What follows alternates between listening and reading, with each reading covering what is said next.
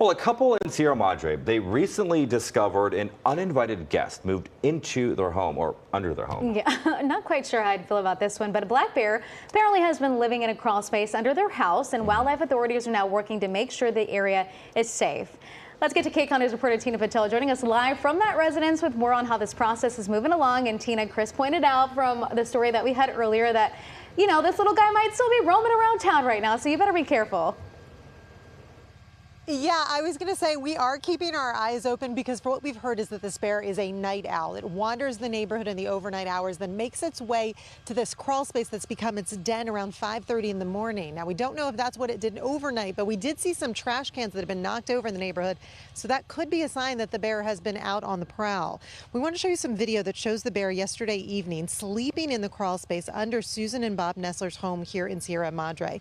The couple's actually nicknamed this bear Junior. They say he's been camping out on their property for about 2 weeks now. They called Fish and Wildlife, who installed some motion cameras to keep an eye on the animal.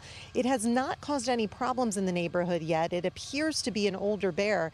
Still, the Nestlers know that for safety reason, he probably needs to go.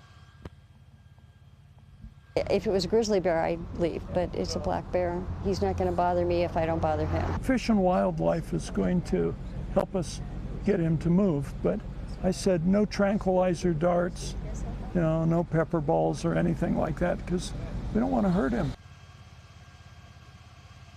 Now, the bear does not have a collar or any obvious markings, so Fish and Wildlife doesn't have any information on its history, whether it's been spotted in this neighborhood before. As we come back out here live, Fish and Wildlife is hoping that the bear will just leave on its own, go back up into the mountains.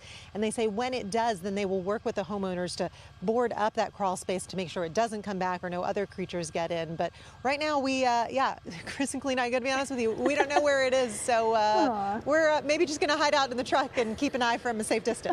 Yeah, that's smart. So according to the National Park Service, Tina, remain still, stand your ground if you come in contact with the bear, and then move your arms around.